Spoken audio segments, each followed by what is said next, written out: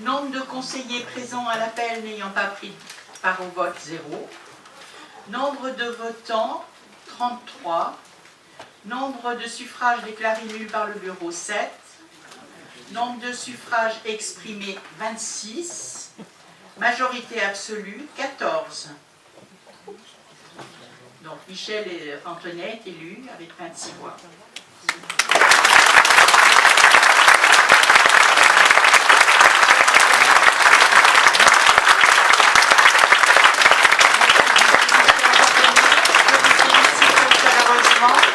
Et je vous proclame maire de Francheville et installé dans vos fonctions.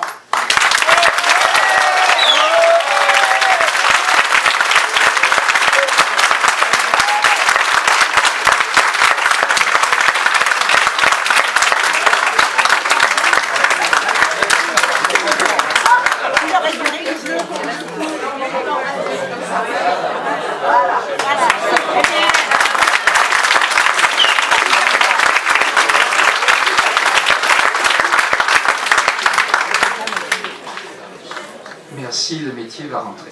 Alors, monsieur le député, madame, messieurs les conseillers municipaux, mesdames, messieurs, chers amis, dimanche dernier, plus de 3300 Franchevillois ont exprimé leur volonté de changement en faveur de notre projet. Aujourd'hui, c'est avec émotion et fierté que je me présente devant vous, avec humilité aussi.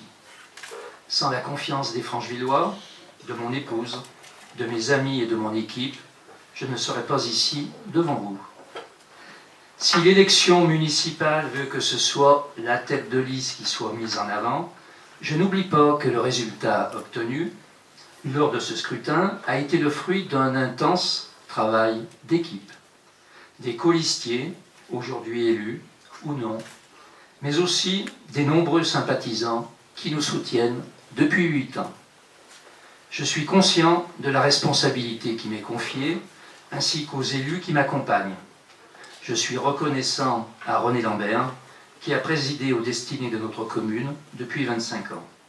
Je joins à cet hommage l'ensemble des équipes qui, au cours des différents mandats, ont participé à la gestion de Francheville.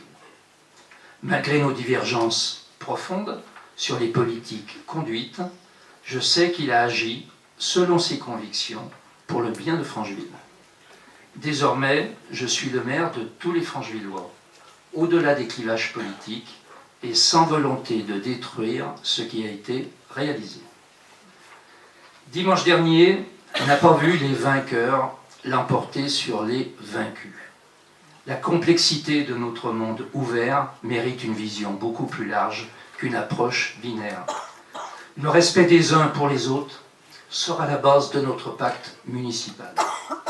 À ce titre, j'appelle l'opposition à débattre de manière constructive dans cette enceinte et au sein des diverses commissions pour ressourcer notre démocratie.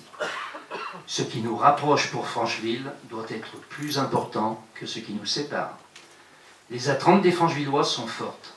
Nous devons répondre à leurs espérances pour l'aménagement de notre quartier, pour notre jeunesse, pour nos aînés, pour nos enfants, pour notre cadre de vie, pour nos commerces et toute l'économie locale, pour nos associations, pour notre environnement, pour notre sécurité aussi, et, première condition de la réussite de toute action municipale, pour nos finances.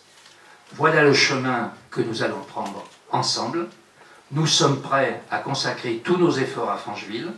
Pour ce qui me concerne, dès le mois de mai, je consacrerai la totalité de mon temps à Francheville, à l'exclusion de toute autre activité professionnelle. Nos projets sont connus, nos priorités d'action sont claires pour répondre aux préoccupations des Franchevillois. Je ne vous fais pas de promesses faciles, la désillusion succède trop souvent aux promesses non tenues. Mettre en œuvre ces orientations ne sera possible qu'avec un engagement fort du personnel municipal. Nous avons la chance d'avoir des agents compétents, engagés pour le service public. Je suis persuadé qu'ensemble, nous relèverons les défis à venir.